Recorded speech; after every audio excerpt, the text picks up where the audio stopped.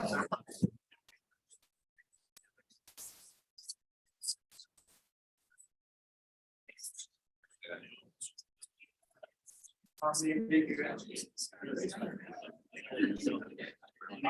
good morning, everybody. It's 9:06. Gonna call this meeting to order. Thanks for joining us today. Our meeting call roll.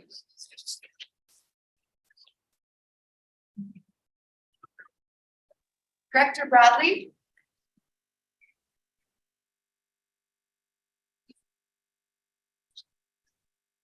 Director Bradley. Director Brown. I'm here. I'm here. Director Brown. Director Cardenas. Here. Director Scally. Here. Director Keegley. Here. Director Litback. Here. Director Olson. Present. Director Peterson. Here. Director Prokopis. Here. Director Silvestrini. Here. Director Stevenson. Here. Thank you. All right, we're gonna move into public comments. Do we have any public comments today? Any online public comments? Okay, seeing none, we do have a little agenda snafu we just need to fix. So on here, item 3, the approval of funding for the new chief, and item 6, discussion of an overfill position. Those should be switched. So we're going to discuss the overfill position first. Can I get a motion to switch those 2 items on the agenda? So Mr. Chair, I'll make a motion to reorder the agenda.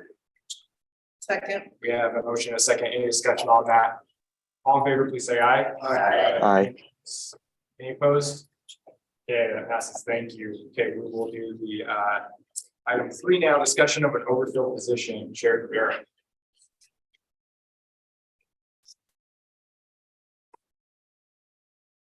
Good morning, everybody. Good morning. We're going to discuss it. I have Harry up here, so in case you have any questions, maybe. So as we were preparing this new budget, it was brought to my attention that we are over a lieutenant, and we knew that we had been overfilled in a lieutenant position. What occurred there and how this occurred was we had a lieutenant who was deployed on military. When that lieutenant came back, we had already filled the position, thinking that that lieutenant would be gone for a significant amount of time, but came back early. We thought we would be okay because we had been hearing that there were some rumors that there were individuals higher up in the chain of command that were possibly going to be retiring in April. And now we've been notified that's not going to occur. So moving forward into our next budget, we're over a lieutenant, and we did not include that in our budget.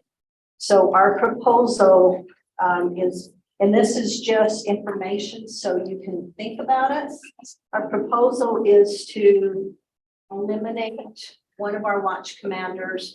We're very limited in where we can make those cuts because it has to be out of shared services. And that's the only area that we could find that we could eliminate a position, but also fill it by using lieutenants and commanders to fill the job that the watch commander does. And what the watch commander does is goes out at night and oversees operations going on during that shift. So we can fill that with others. That is the proposal, to cut that. And as we were discussing making that cut, we were trying to figure out how do we fund this new position that the board has talked about with the new chief of reorganization position, how we fund that. So if we cut that position, we still need more movement in the command in order to make it so it's not so costly to the UPD to create a whole new chief position. So our proposal is to take a $25,000 buyout and offer it to the top, whoever has the most seniority in a chief rank, and work our way down until somebody takes it. That frees up some funding, and then use to pay for the chief's position to use what is left, the 100,000 that you had discussed in the last board meeting, the savings from the undersheriff going back to the county, and then eliminating that watch command position. And overall, it pays for the reassignment of a new chief position, and at the same time saves about 155,000. So we are going to pass out the figures just so you have. We're not asking for any decisions today, in order so you can kind of digest it. This was provided to me just yesterday, so we'll have Debbie, if you want to just pass them out to all the board, and then Harmony will share it on the screen and we can go over it for quickly. But it does show that there would be a savings if we do it this way. And I know it's very confusing because we're trying to talk about two different things at the same time, but both impact what will happen with this reorganization. And right now we feel like the reorganization chief is a critical point, and we'll go through as well when we move down the agenda as to why that position is so important for us to move forward and making some movement with the reorg. Is there a plan if nobody accepts the buyout? The plan would be that the board would have to fund that chief position, the full cost of that chief position. Whatever's not covered by the 100,000 and the 83,000 for the undersheriff. And it would be, those numbers aren't on here, but it's about 159,000 that the board would have to come up with. So it's about just barely over 300,000 to approve a new chief position with pay and benefits. So what is that, if I understand this correctly, then what we can use these words, we're going to offer a $25,000 buyout. We're going to do a reduction in force effectively of that one.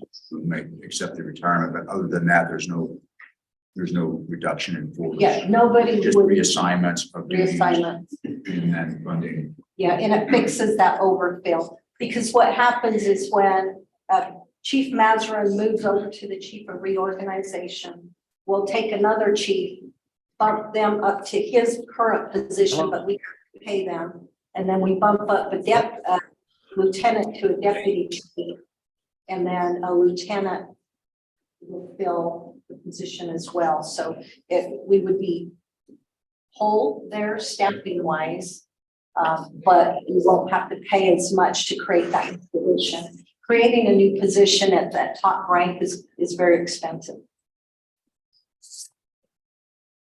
Any questions?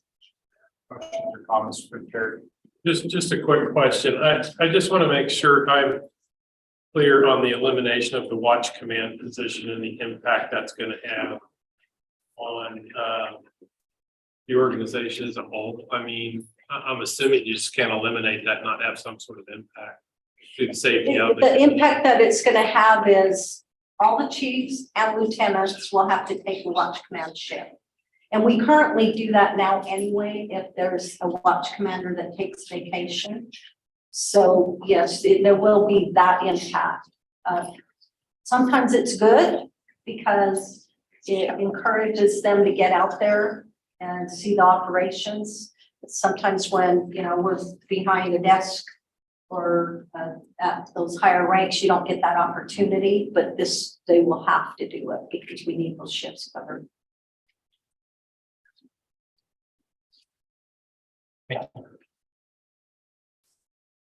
So Sheriff, have you had any discussions with your command staff and some chiefs about this?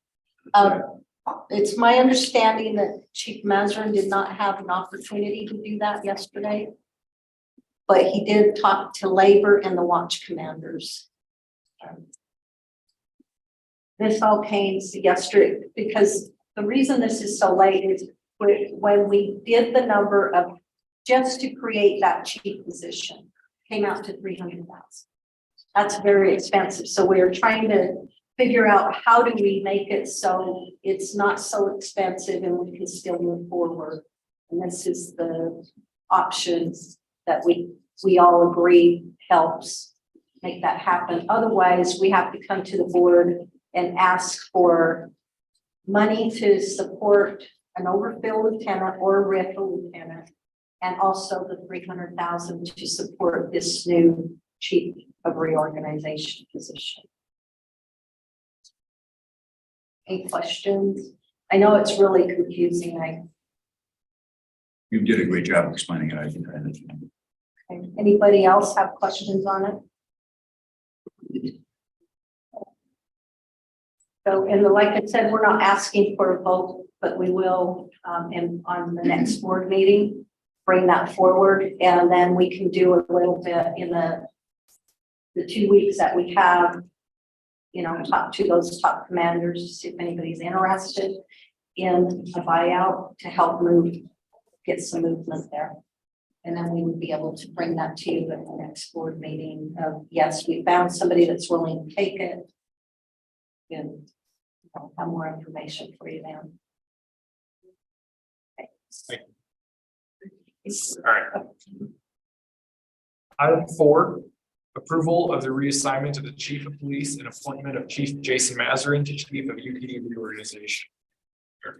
Yes, so here we are just asking from the previous meeting that we had with you. It was recommended to move Chief Mazarin into this chief's position. Part of that, we had to take it to the Merit Commission. And we did that this week. The Merit Commission approved the position. So we do have their support. And we're just bringing it forward to you if that's what you want to do, if you want to move forward on it. So, Mr. Chair, I'll make a motion that we approve the reassignment of the chief of police and appointment of Chief Mazarin to chief of the UPD organization. Second. You do have a motion and a second. And if I can speak to the motion. So, you know, this is an idea I think that originated with several of us in the board to make sure that the board was getting good advice on the nitty-gritty details of police work in terms of what we need to do with respect to the, I don't know what I'm going to call it, but reorganization of the department with respect to what the sheriff's deciding to do.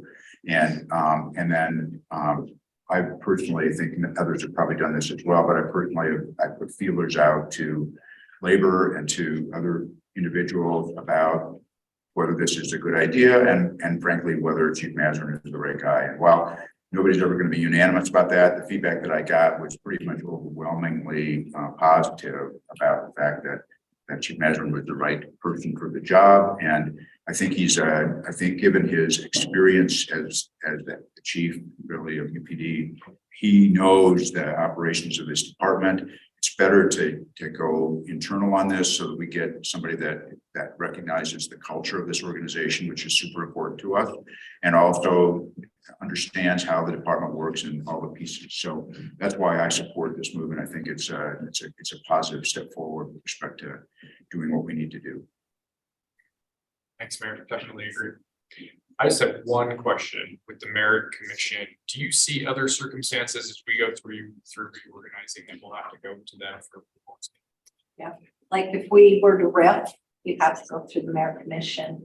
Anytime we approve or create new merit positions that are not already created, not like a sergeant or a lieutenant, it's something separate, you have to go to the Merit Commission.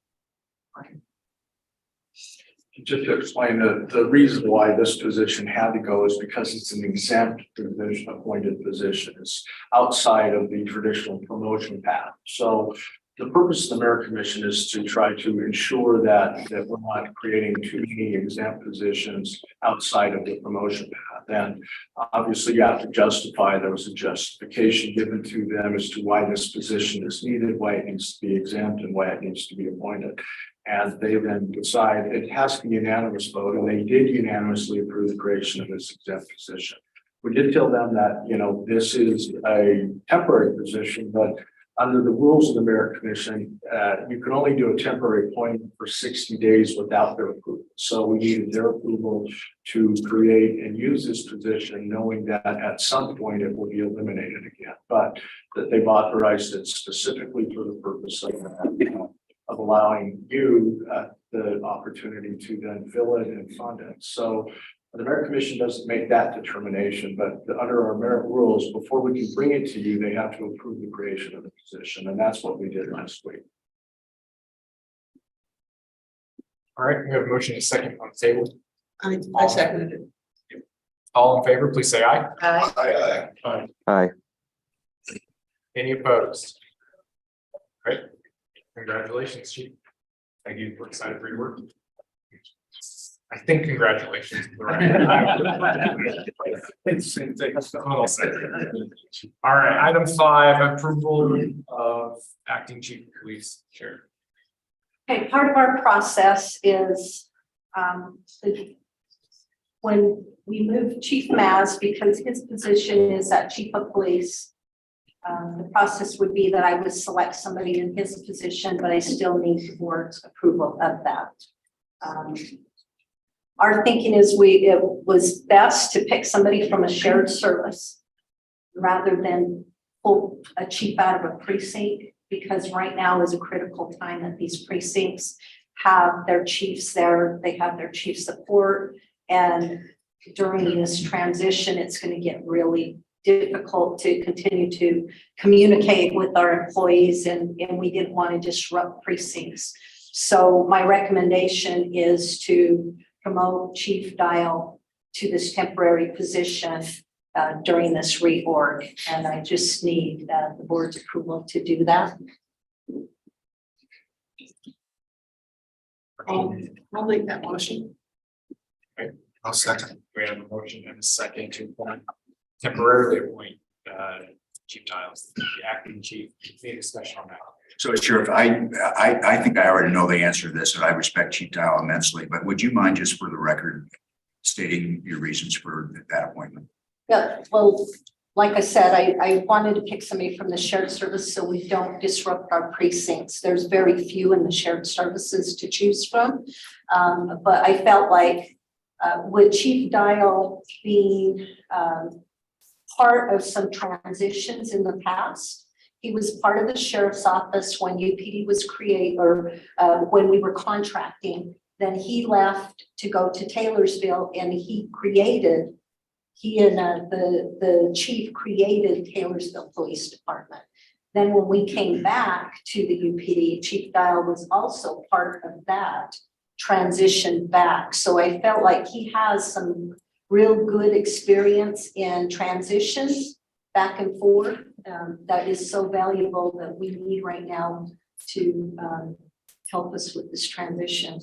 And that's, you know, I've worked with him my entire career, very well respected. He's worked, you know, probably every position or oversaw every position in our organization.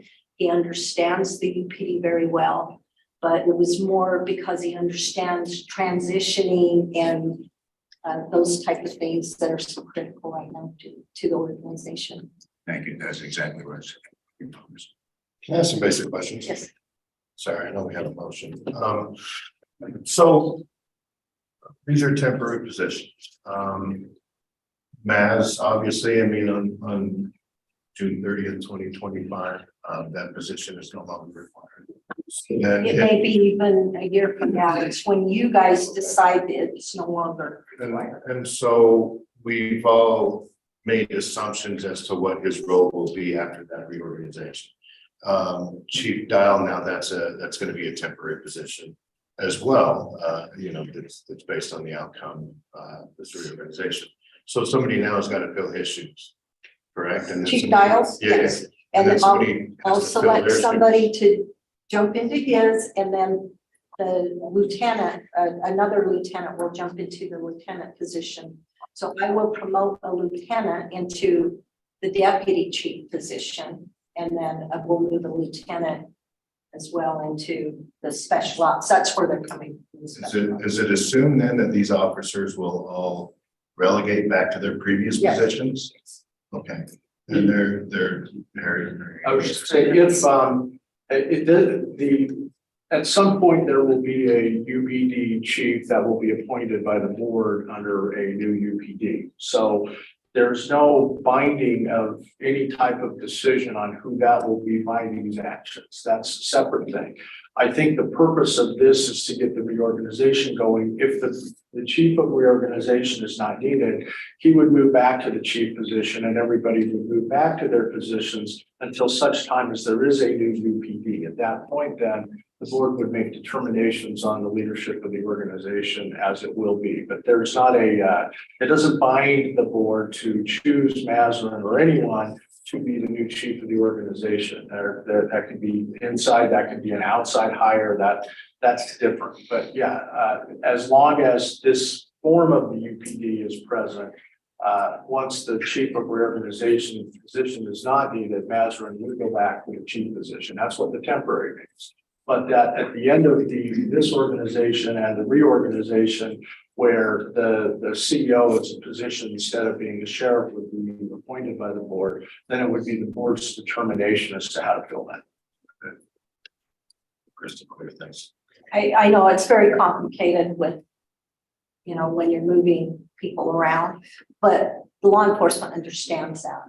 We all understand that, you know, if you're temporary, you go back. We've done it before. When Riverton and Harriman left, we had acting chiefs and they knew that once that spot was over and Riverton picked their own police chief, they come back to the organization and back to their lieutenant positions. So, And so we approved Chief Dial in his position, but then anything further down the line is appointed by you. yes. Okay. Understood, thank you. And that's an amendment to the interlocal that was passed about 6 years ago that stated that the board will approve the assignment or reassignment of the chief of the UPD. So since we're doing both a reassignment and an assignment, even though it's temporary acting, it's something that falls under the direct approval authority of the board. But below that level, it's governed by other provisions, so. All right, we do have a motion in a second. All in favor, please say aye. Aye. Any opposed? Okay, that passes. Congratulations, Chief Dial. Hopefully, it's congratulations. All right, moving on to item 6, approval of funding for new chief of UPD reorganization. So we'll bring them up to you, Debbie. If this is the interesting piece that what we handed out to you, this is where it gets complicated because we need to approve funding for the new chief position. But it does change if we do what we just presented in Go ahead. item number 3. This is what the cost would be. If not, then the cost of the chief is 300,000 and 301. Yes. So really what you're going to be asking us is to authorize a $25,000 buyout office. Yes, to help move that along. And the repurposing of the 100,000, I believe. Well, we may need some of that. So if we do the reduction in that watch commander, we'll use the 83,000 for Jake, the 100,000. And then when you eliminate that watch commander, really at the end of the day, that's what you end up with is 155,000. So is that you prefer to use ongoing dollars versus one-time dollars to fund these positions? Right. That way, in case we have to carry him over. No, understood. Yeah, for 1 year. Right, it's a 1 year. Yeah, the way we figured it out is for 1 year because we don't know at some point, whatever data the board gets, you may decide you want to bring on a police chief early. And then we have to go a different route of how you're going to fund that. But this will be at least for 1 year. And you can change your mind at any time. We can all go back to everybody's rank at any time. That's why it's temporary. Other questions or comments? The chief again, sorry, sheriff again. Okay, I entertain a motion. I'll make a motion to approve. Motion. Second that. Here we have a motion and a second. Any discussion on that? I just have a question. I just want to clarify. So you're approving the $25,000 buyout as part of this funding process? That's, I think, what you're asking. us to Right, Yeah. approve. so That's you'll have, anything right okay, now. what about the reduction of the watch commander? Is that part of it too? My motion was included It is, to it is, effectuate this, I just wanted clarification. So, David, is your noting second? that you'll circle back and let us Yes. know. Yes. Yes, we saw a motion and a second. Any other questions? All right, all in favor, please say aye. Aye. Aye. Any opposed? Yeah, that passes. Thank you. thank you. All right, item 7, UPD reorganization, discussion. Chief Mazur, I don't know if you've got anything you want to come before we get into the other item.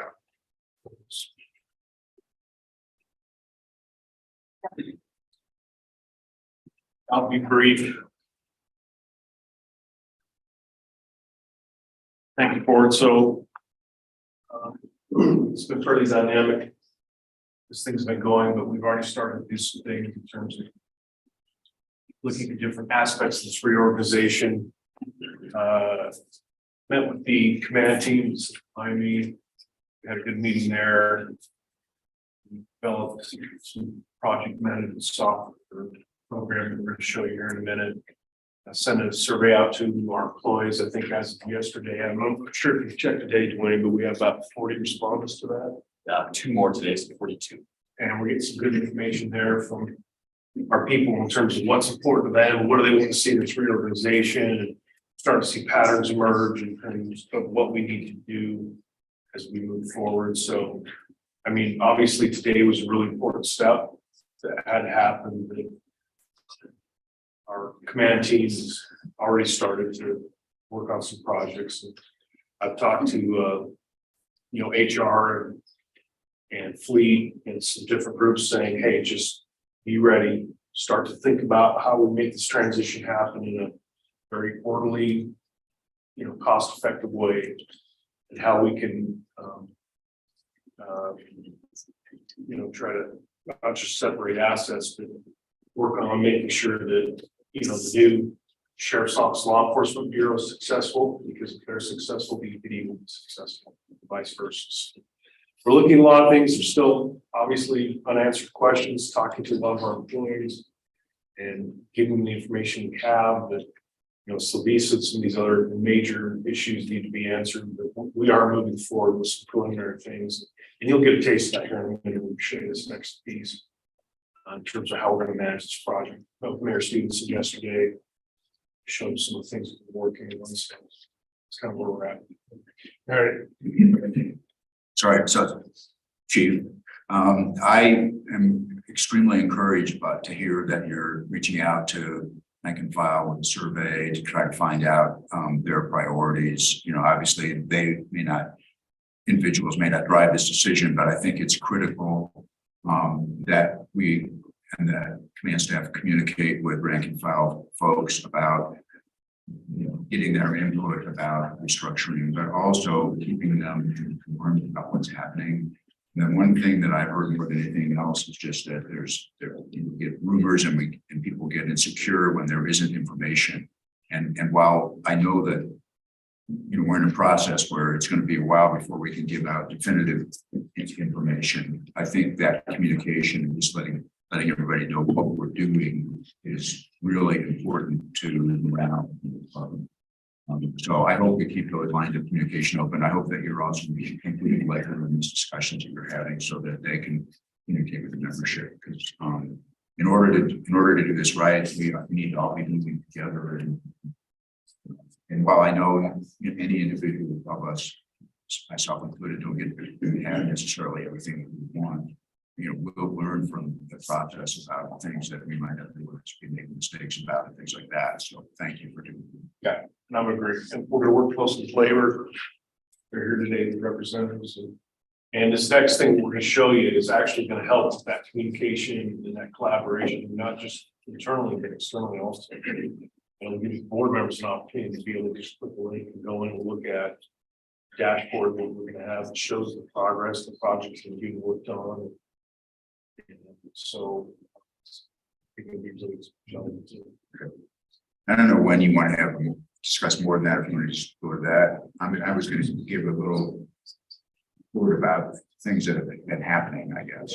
Let's I guess what I would recommend is we can move into looking at this structuring software. I mean, I think all of us have thoughts on our mind, questions, and so I would like part of this as do any of us have things that we think would be good for Chief Mazur to start looking into as we keep doing these meetings, that he can come back to us with some information and what I think seeing that tracker would be good.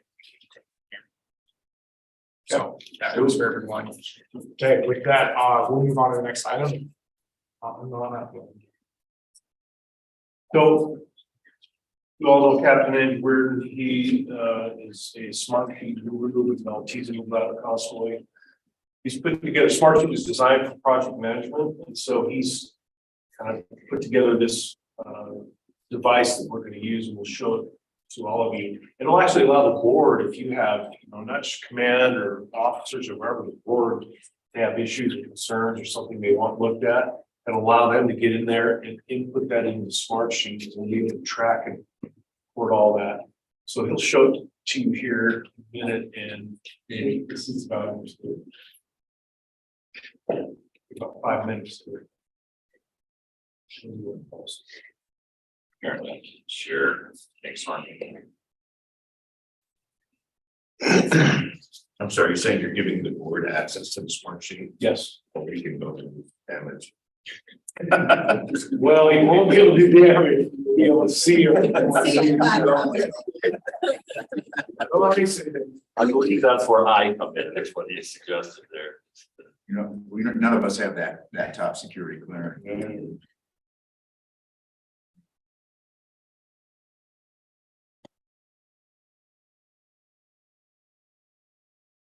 So I'm sorry, it's giving me just 1 second here on the permissions to share. While he's pulling that up, I'll just say, I know I had a conversation with Labor recently, and they're doing a weekly newsletter, or weekly, and just making sure that there's a line of communication from them as board that is, we have updated information that can go out. They'll be sending that out in their newsletter, and I believe Chief Mazur has agreed to do the same, to be in communication on that. So hopefully that helps our rank and file fill. Recording.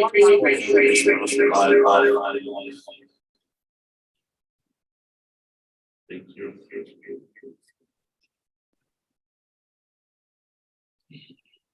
And then our actually not helping these Washington by sending letters there. That's what Lieutenant Lord sent me one of the last ones that went out, and I like that they had a little rumors section on there that addressed it pretty quickly, so it was great.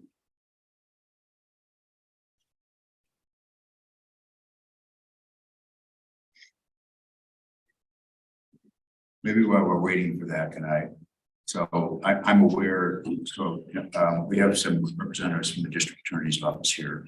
And I know that they've met with, they're trying to meet with legal counsel for the Metro Townships, and they met with me this week, and I've invited them to meet in a meeting that on Monday. What we're trying to do is to explore the legal landscape of some of the issues that we'll have, and trying to figure out what goes on here. We're trying to figure out, I think, and their point is, I think, well taken, that so Lisa was created in a completely different environment than what exists right now in terms of the number of unincorporated residents that it served, and UPD was as well, right? Things have changed, and so some of the agreements that exist, even some of the legal framework that exists may not match the reality of what we want to end up with. And so to some extent, we have an opportunity really to envision what we want this to look like at the end of the day, and then craft the legal framework around that. I know, I can tell you that I've asked, our Rick's lobbyists have asked, senator to open up a bill file. It can just be a placeholder. They have to put some detail in there. But what we're looking at is, you know, are there going to need to be additional statutory changes under state law to enable some of the things that we may need to do that we don't even know yet, right? But if we want to be able to, you know, to pull the trigger on reorganization within the time frame that we've discussed, we may need some legislative help. So that's things that we're thinking about. And then I know that they're trying to pull together essentially the legal team from Metro Townships and the cities to have communications. There may be, you know, subgroups where, you know, the cities aren't as concerned about the workings of civil police, except to the extent that we want you guys to be able to work it out so we can all be together, right? But we may not want to get into the fine details of that because that's maybe your business more or less. But there are other things where either we can be of assistance, we can help lobby for things, and there may be things that we need to look at. So I think there are going to be a number of these, you know, intramural meetings, but hopefully, I mean, the point of my discussing this now is so that nobody is surprised by any of this. We all are communicating with each other about what's happening.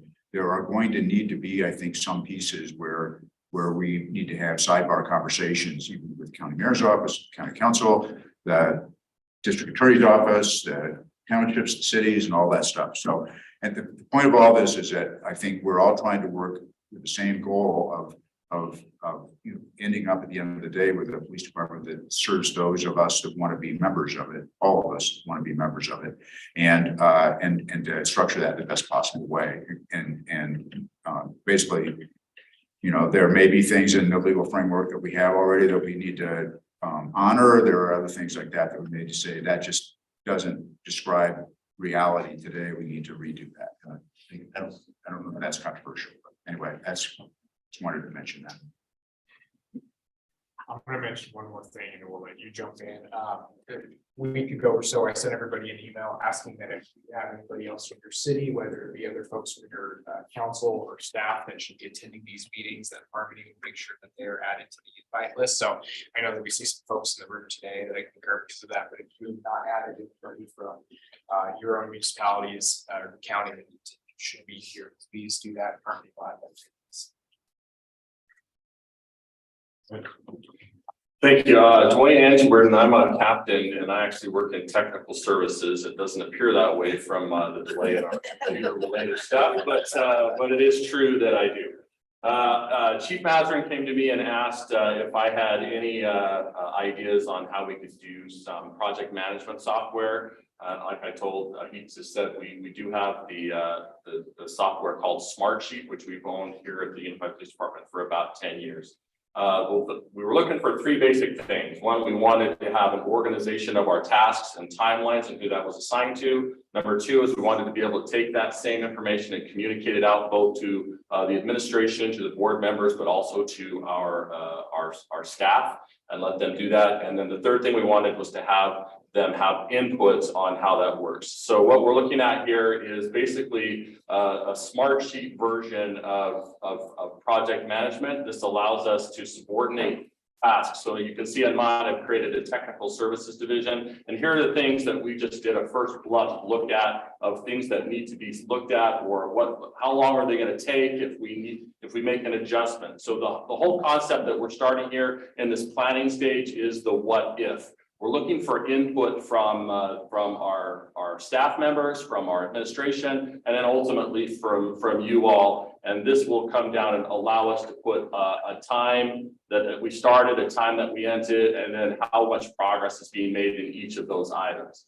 As we look down through the rest of it, we've created all of our basic precincts, or all of our communities as well, all have a place to go into here so that we can start adding what you believe is something that is of great interest that we should be looking at or is important to you as we go forward, so we can compile that and put that information together.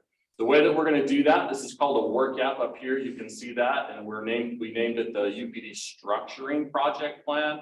I kind of like structuring rather than restructuring, but if you want to change it, I'm more than welcome to do that. And then down here, we're doing what's called a RAID submission log. So our rate submission log is a project management terminology that is that gives everybody an opportunity to come and add their ideas. It goes into a web form like you would see on any website or similar to that. And what we're asking for is that the rate stands for this: a risk. Is it a risk, an action, an issue, or a decision? These will come in at a time, and then Chief Mazarin and his group will go and start to move those around and put them back into that project management piece for that. And you will be able to see where all of this is going to. You can see there's a lot of stuff in the background that we're working, but the big one for us is this UPD dashboard. The structuring dashboard. This is where all of the main information is going to go. And you can see that here is the rate of what's coming in currently. You can see that. You're going to have another section just down below it as soon as it gets going on what action items are being addressed and taken care of. And then you as board members will actually be able to go back and look at that actual structured sheet to be able to see where we are in percentages and timeline. And then you have questions, you can certainly do anything for that. The nice part about the smart sheet piece is that we are allowed to go in here and give different categories. So I can give a commander different things that they can see as compared to what Chief Mazarin can see as the executive manager. You can see that gives him more reports and more concepts to look at. And we're feathering this one out here a little bit too, but you'll all have an opportunity as board members to just see what it is that is for you, or what is helpful for you to see. And we can add and take things away to here. We just don't want to overload you with 25 different things that you got to go through to go look at it. You can go to one place and see where that's at. So we're hoping that this is going to help us keep structured and help us keep everything organized. And again, really the big piece is the communication in and out of what's going on. The RAID log submission. So this one is the web form that we were talking about, RAID log. It just comes in and you can bring this up by a link. You can bring it up in your app and you can select what a category it is. If you think it's at risk, and you can give a quick description of that, what you feel the priority is. And then if you would just leave your name as the owner of that and let us know. And then if it has a timeline for that. And then again, that will come into our RAID that RAID log that we were showing you, and it gives us really quick idea of what we need to address right away. So it's a quick and easy way to communicate back and forth. Are there any questions or any concerns? Survey? Yep, I can do that. As the chief said, we developed a survey that went out. It was very, again, so let me look for it right now. I think we have, sorry, I'm making everybody sick, 43 of them that have come in so far. And what we asked them is just to come in with 5 things that were concerning to the transition or where the Unified Police Department should go. And so you can see in concern 1, pay benefits. And so I went in and created a category for that. That one is a pay benefits. The number 2 was cons, number 3. And so they came in and they added their comments, and we asked them if they wanted to leave a name, they could, but they don't have to. They can just leave it generic or anonymous. And I'll say about 70% of our members put their name on there and said, this is what I'm concerned about. That was very impressive to me. So I took it from that and I went and did a score. If it was their number 1 concern, then it would come up as their number 1, that would get 5 points. If it was their number 2, 4 points, 3 points, etc. And we put them into categories here. So what you're starting to see here is how it kind of plays out. So you can see that our highest one, this organization is our highest one, but it has so many categories in there. Our highest one really is this pay one. They're concerned about where their pay sits. If we transition, does it go up and go down? You can see a lot are worried about seniority. Do we get to keep our paid time off, like our vacation and our sick leave? How does that work in a transition? Those are the questions that they're asking. And this big one right here, information, most of these ones are basically to say, we really want information as the system progresses. we want to see what that is. So we're looking at this every day. We're making adjustments and adaptations to it. And this will also be on your work apps piece, so you can see what the open data is, both in this compiled form, but also if you want to see it raw, exactly what they're asking, all that. I'm happy to see this because I think it's such a massive, there's so many different questions and keeping track of them in this organized way. I mean, I know it's gonna be a challenge to the data entry to keep this up, right? To make it be a valuable tool.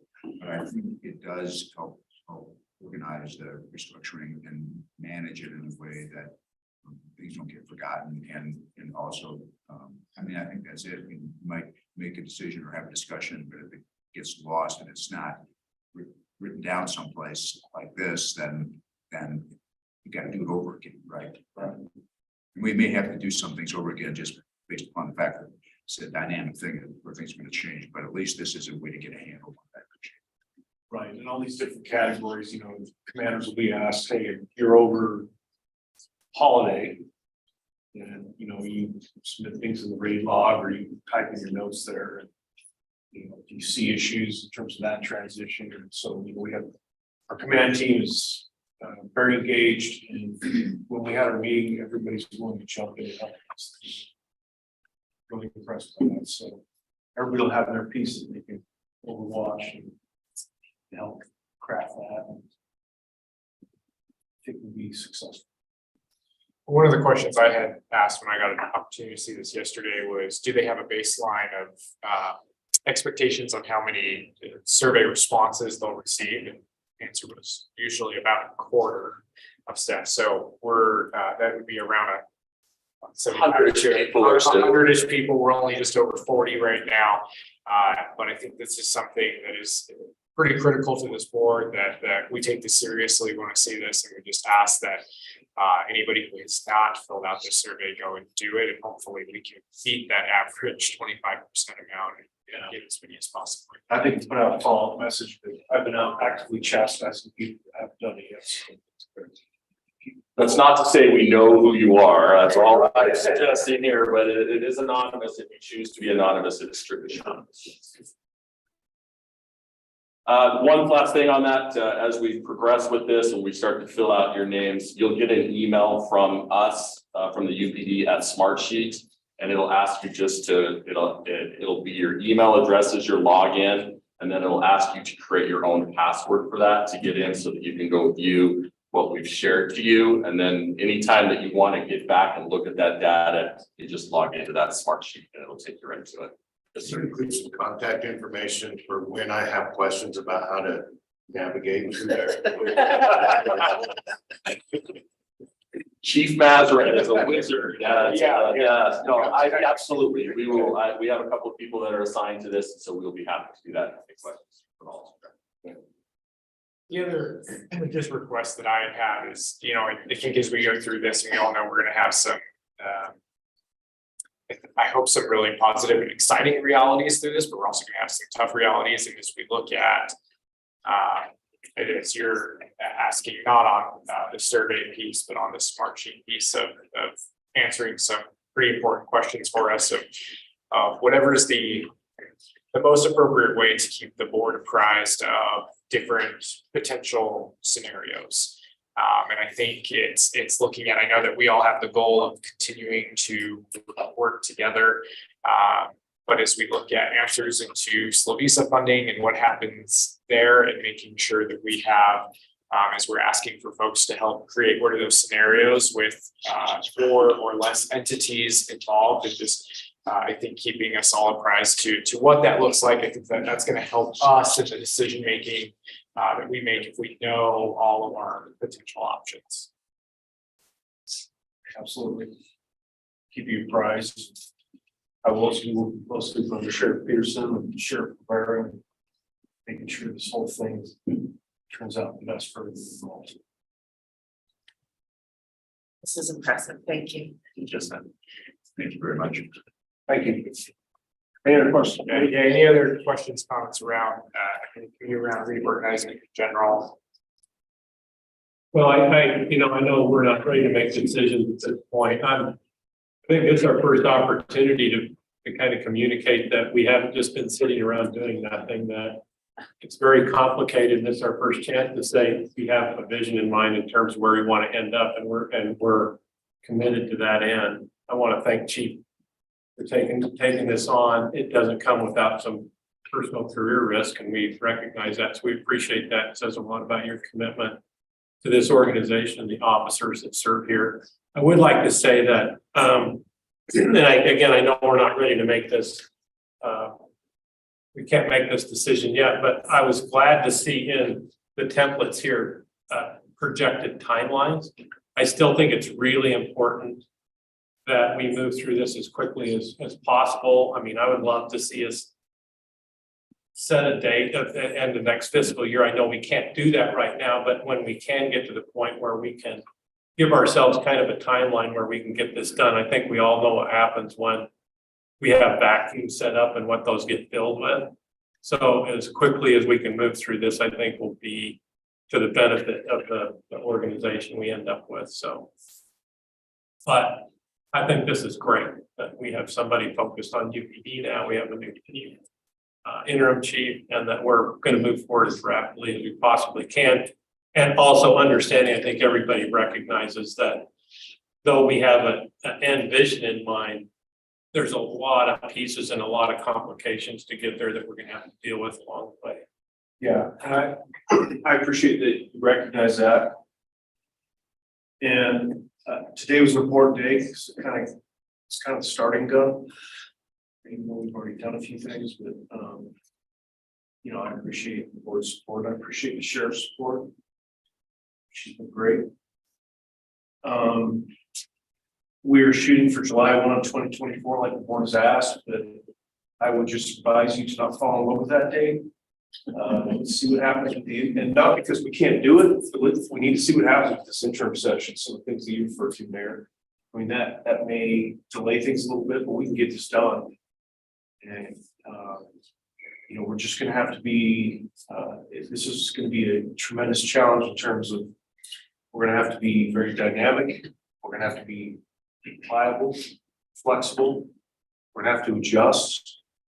We're going to have to adapt to changes. All this stuff you've seen, like just showed, things are going to change all the time, and we just have to be willing to accept those changes, charge forward, and we can do this.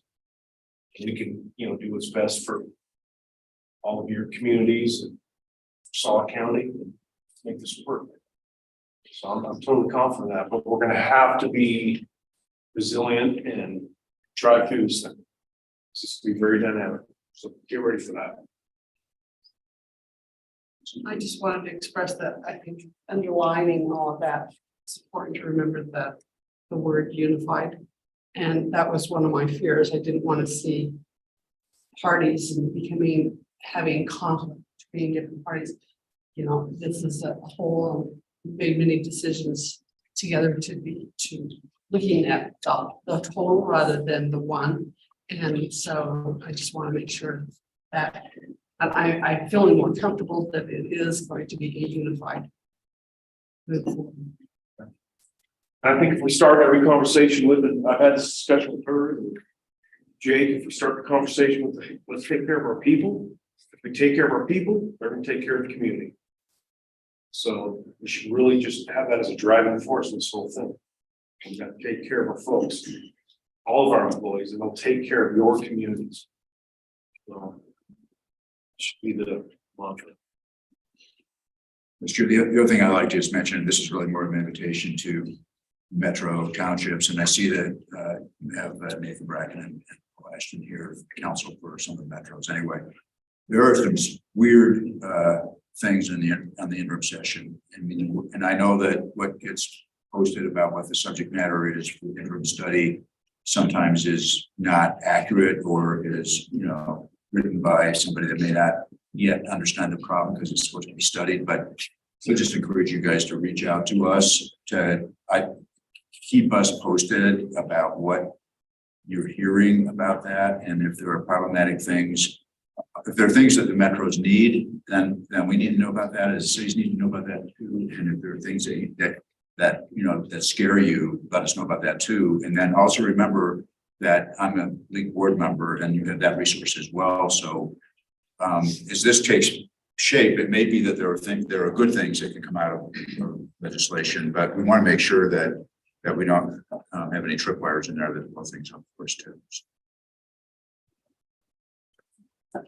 I just wanted to let you know that for the sheriff's side, the undersheriff is doing the exact same thing that Chief Mazarin is doing, but they're working together. And one of our goals is to keep everything civil, not to separate two organizations from the same organization. And I think it's a good thing that you picked Chief Maz. There's a good relationship there. But at the same time, hopefully you understand that one of the things that they're both working on is organizational charts. What does the department look like? The new law enforcement bureau and the new UPD, what that looks like. And they're plugging those positions in and then looking at what services need to be, provided to make those functions work for each side.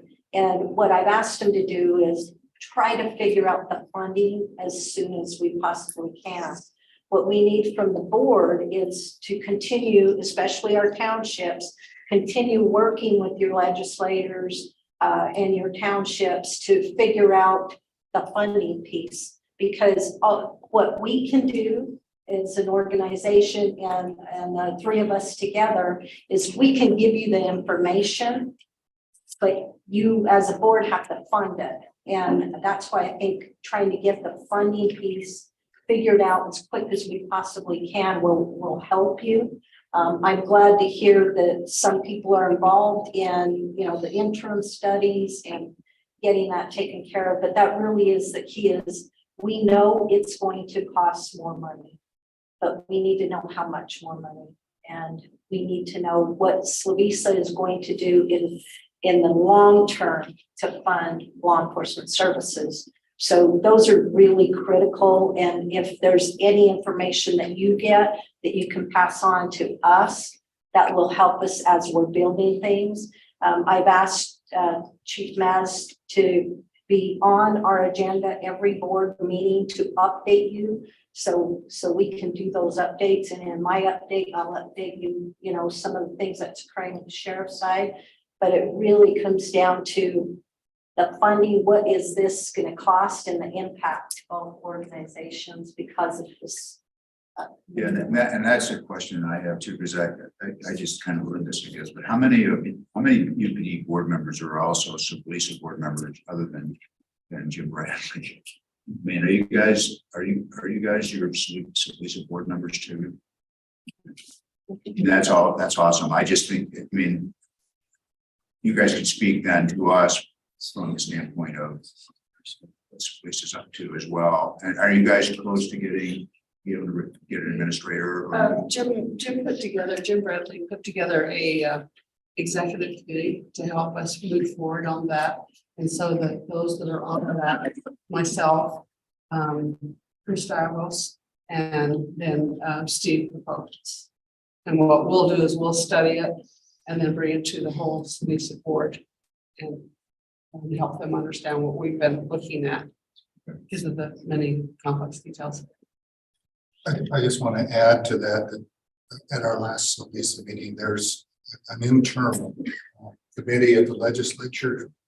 It's going to meet this summer to look at townships, whether or not they continue the way they are, whether or not they incorporate, whether or not they be absorbed by their adjoining cities. So there's the threat. Yeah, well, I read what was in there on the interim, and it kind of like gave me some chills about what could happen.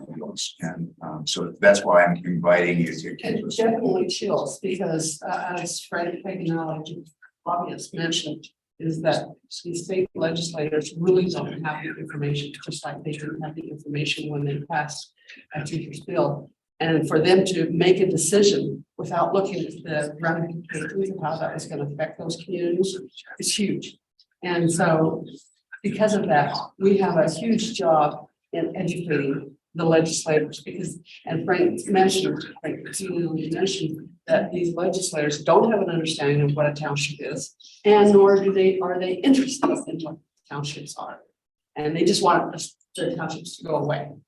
You know, as far as they don't want to spend the time thinking about it. So we have a huge job in front of us of lobbying and communicating this to the legislators when so they can come up with something that's going to be destructive. Instead, it might be more positive. And again, I think as Mayor Soapstreet is saying, you all are the ones, the townships are the ones that are much more deeply involved in this than the cities, but we all have this goal of continuing to work together. So that's where keep us apprised of what's going on in any way that we can be helpful as well. We have resources that can also be helpful. That experience and your experience. And we need to pass a message to legislators that, I mean, what they're confronting, I think, is, you know, jeopardizing public safety in some of our communities and virtually not having a funding figured out. And that is not something that's fire to play with. That's not something that should be very cautious about that. And this whole system has worked quite well for so long. That change it without having some insurance that our residents are going to be protected is ridiculous. You know, maybe it's in the rumor mill file, but there's, you know, conversations going on about whether or not the township has to choose to go with Maz or choose to go with Sheriff Rivera. Who's going to make the better deal? I don't think, no one's thinking like that, but those are the kind of conversations. And really, it's going to come down to funding and what, you know, and that's why I say the funding piece is so critical for Slovisa to figure out. But there's even more with Slovisa that's even more, you know, of what can Slovisa do? Can the members choose? Can they all stay together? There's a lot that has to happen on the Slovisa part. But we are fortunate that half of this board is on the Slovisa board. Steve Prokopis is also on the board. I believe Phil Cardenas is also on the board. So almost everybody, you know, from Slovisa is on the same board. That's helpful. You know, and that's why I say the funding piece, whatever Chief Maz figures out is critical to put numbers to. So you all know what it's going to cost you. And that will help you go figure out how you get that funding. That's not for us to figure out, but we're going to do that to help. His role is just going to be to build this thing and how, you know, would be flexible. And if you can't fund that, then we got to figure out a little bit different model. But yeah, it's all rumor mill. What we're doing is building a model for the sheriff's office with just statutory duties and countywide services, and then taking a look at a different model of contracting if we have to do that. But that is not what we're working on right now. We're not working on that contracting model, but we will in order to be able to react to whatever happens with Lisa.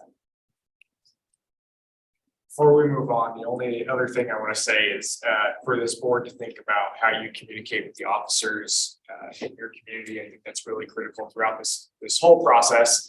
I know that since I've been in office now, we meet with our officers about every 6 months, and we're doing another one next week to meet with all of our officers in Midvale and update them on this process, just where things are at, and would encourage all of you to think about different ways to do that. I know that just as an example, when the sheriff did the Q&A, not right after during the legislative session, right after, I know at least 50%, if not a little more than that, were for myself and I know Mayor Substreet, Mayor Dally were at one of those as well, and this is something I'd like for us to do at some point this summer. Sure, it'd be good to do one of those, just knowing how many questions were directed. Yeah, we've discussed that, and possibly at the next bid is to, do with them when people are coming in. And then answer questions, what's going on with the sheriff's side, what's going on with the UPD side, and just be very transparent to everybody. And I know that our precinct chiefs are doing a great job of communicating as well, but I know that there's a lot of questions for the communities. So anything that we can do to help communicate, I think is pretty critical. But I see our labor representatives in here too, and I just want to encourage you guys to communicate with us. I don't know if you have anything even to say now about that communication piece, because you're part of that. Okay, we're going to count on you to be part of that. But we could use, your guidance if you have ideas about the mechanism by which we communicate with everybody, or the frequency that we should be doing that. We'd like to be active in that, so we can just help filter, just so we can have a consistency of message. We're a little fearful if like the community messages are different, it could cause some uproar between our officers. You know what I mean? I think it is good that they see a face and that you guys come out and speak, but if you can be consistent in your message amongst the different communities, that's going to be very good. Somebody gets a call from one of the cities or one of the members, and it's different from something they hear from you, then it just starts this rumor mill that we have to cycle through. So we will do our best part to filter any information down. We're doing that through our weekly newsletter. We're available, to meet with you guys at any time as well, but we're just a little careful on that portion of it. All right. Last chance for comments before we move on. Just one other comment here. One of the things that you've learned to do in law school, that's what you're examining on, is issue spotting. Not necessarily knowing the answer, but knowing what question to ask. One of the things we started doing are meeting with various groups of attorneys, conference call with Paul and Nathan yesterday, talking about Slovisa issues I did. Tomorrow I'm going to be having a conference call with Ralph and Bridget from Salt Lake County, so that we start talking about what issues do we need to consider, in what order, and move forward with some of the legal structure that we're going to need to do. So I just wanted to be aware of having these conversations now. Sometimes outlining everything said in these meetings isn't maybe counterproductive as you move to try to reach a resolution, but we will keep you informed. If we need to go into closed session, discuss them, we can. But I just want you to know that these are also ongoing. I'll be on the phone with city attorneys who I haven't talked to yet as well, to brief them and to get their input. And I think we're going to try to start working on putting together the format of a proposed restated interlocal agreement. In terms of, there are going to be questions that we won't be able to finish until those questions are answered, but at least what can we do and what are the questions that we need to answer to complete it. So we're moving forward with what I would call the issue discussions right now, and maybe moving beyond that to the solutions as we move forward. But I wanted you to be aware that those conversations are ongoing as well. Thank you. Before we end, I want to comment. I want to thank UPD for helping us in our situation in Immigration Canyon. It's ongoing. Many of you care to drive up there. There's almost every property owner along Immigration Creek is impacted. And we've had, on top of that, we've had landslides that have blocked the road and impeded the work to help stabilize some of the banks, protect some of the homes. A week ago Saturday, I talked to Chief Dial, and he brought law enforcement up and helped us control traffic. We had almost 400 volunteers come into the canyon for 3 hours. They filled 7,500 bags, which all disappeared. They're all along the stream.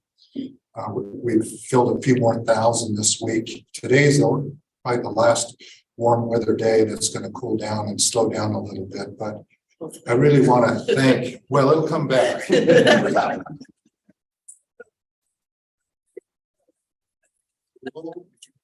But You haven't had to drive up.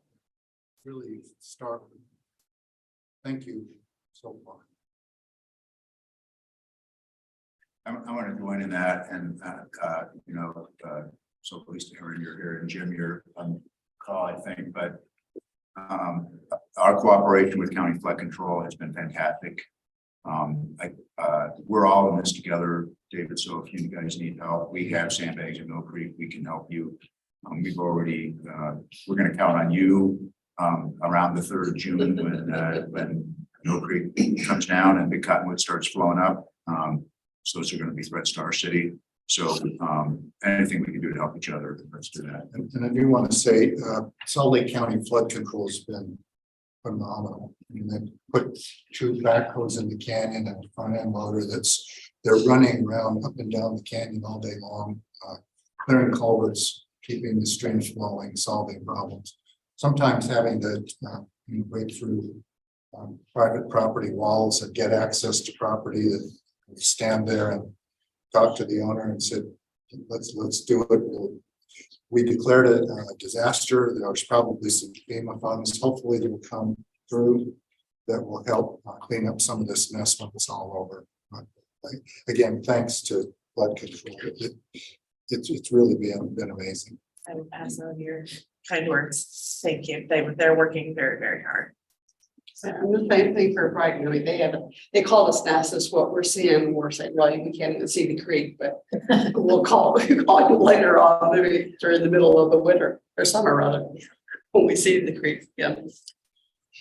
Unfortunately, everyone's going to take a turn. So working together throughout is really the best approach for all of us. So thank you.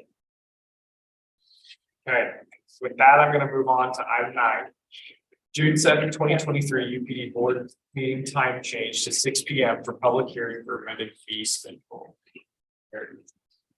Thank you. In 2021, the Utah legislature passed an amendment that now requires a public hearing for any fee change. It's intended to deal, I think, with something a little different than what we do with the language brought in, including in our fees. One of the requirements in law is that it has to be public hearing after 6 p.m.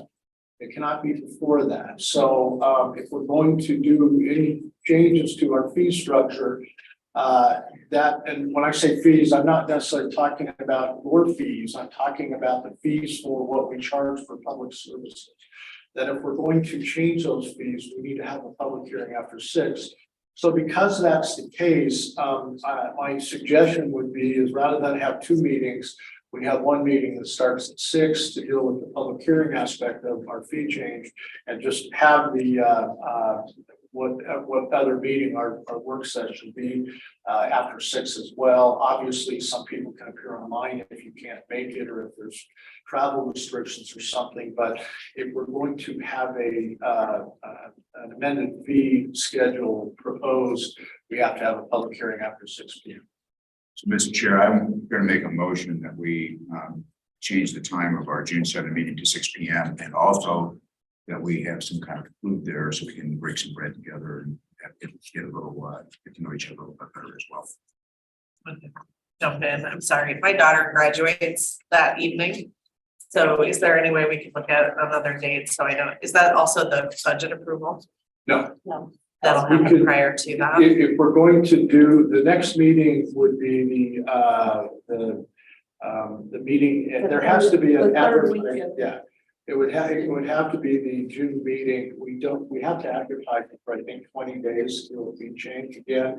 This was designed for something a lot more significant than our fees, but we have to follow it. So we have to advertise it for 2 weeks within 20 days of it. So my feeling, I think that's right, or it's before 20 days. So I think the only other day we could do this would be the meeting set to consider the final budget approval and move that to 6 o'clock. So those would be the 2 options, and unless we want to have a special meeting for this purpose long. And this one is the work session. Yeah. The regular meeting is the 3rd week of June for the budget. This one's yeah, I think. So would it be better to do that at 6 on the 3rd week of June on the 15th or? For some reason, I don't even have the UPD board meeting on my schedule. For the Harmony, when 22nd is of the June board meeting? It's the third Thursday. No, it's the 15th. So the 15th is the third Thursday in June. That's the official board meeting where you're gonna pass that budget. So And it's, this one's a work session. I'm good with either date, so, Mayor, I think the 18th. it has to be after what time? Would it be more convenient to do it on the 8th of June, the Thursday, the 8th of June? Is that okay with command staff? I mean, I'm okay then. Yeah, I could make the 6th or the 8th work, I believe. Right. I could make the 6th or the 8th work. I've got council on the 6th. I've got council on the 8th. We also have. So you guys have council on the 6th and the 8th. And we can't move it up to 5, so I guess I will miss a meeting. And the work session is our understanding that the board wanted to have 2 meetings a month for a short time. And to discuss the UPD updates, the reorg, that's what will be discussed here. We wouldn't do regular business at that. Just more updates. So I have a question. I mean, can we keep our working session as originally scheduled and have this meeting for the fee change on the evening of the 7th and only discuss the fee change? They just said they have councils on those days. The 7th, On the Aaron 7th, has to right? be, is it out of town? But there will be a quorum. On the 8th, you'd have more. On the 6th is the financial. So just to clarify, I think what Dave is asking, if we do 2 meetings on the 7th, we keep our regular 9 AM board meeting and then we just, and then we do fee schedule. Certainly we could do that. We could all just join online. I mean, at the evening of the 7th and vote on this one item. Does that work for you, Aaron? Yeah, I Well, can come for the first 15 minutes and then I have to go. That's a great idea. Let's do that. And if there is no need for the fee schedule meeting, then you don't change meeting, then you don't have it. I'll amend my motion to say that we have the regular We do have fees. meeting in the morning on the 7th at the regular time. The public meeting, public hearing on the fee schedule at 6. And I still want to have some food. That meeting, not to drag this out, but that meeting at 6 is gonna be, not to presume there's not gonna be a whole bunch of people logging on, but it'll be a pretty quick meeting, right? It's just gonna be. This isn't like a water fee change. Yeah, or anything yeah. like that. These are, I'm assuming a lot of people are just going to log in remotely for that meeting. They'll miss food. You have to set.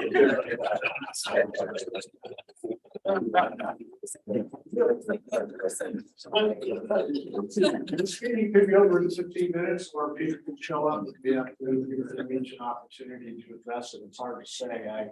We had a meeting on body cam policy, and that went on for well over an hour, as everybody wanted to address that issue. So you never know. But I think that, you know, basically the fee changes are important to get those right, but that they are not going to significantly impact the public in a way that I think we're gonna get a bunch of people here. But some people show up to complain. That is, yeah, for. That would fee be schedule. it for the evening meeting is fee change. Now, if you want to have a work session, How many items, how many fee changes are we discussing? a whole list of them. Yeah, I don't know. Do you know, Debbie? Well, the fee, there's only a few, I'd say maybe 5 fee changes, and that's the reason that we're having the whole public hearing to discuss the changes. Because the other fees have already been adopted and so, and I honestly don't see anybody. We did present them to the finance committee before, we just haven't been able to have a public hearing to discuss them. So I don't see that it would take very long to go over those. I don't think those you're gonna- changes. I'd be happy to show up at Jeff's house for dinner. You can always do that too. If we keep that at 6 o'clock for the open public hearing, then the reorganizational meeting, would that still stay at 9 or? Yes. That was the Yeah. plan. Proposal. Still stay. So we have 2 meetings that day, one at 9, one at 6.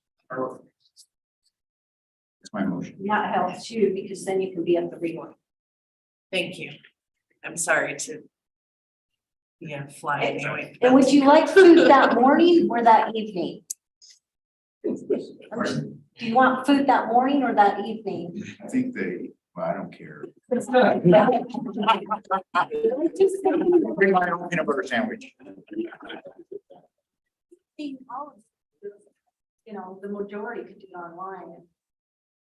We have to be, I assume that's what's gonna happen. yeah, so that's why I'm thinking, why don't we feed you that morning? Okay. And if you, we'll feed you good, so it lasts. till- Harmony.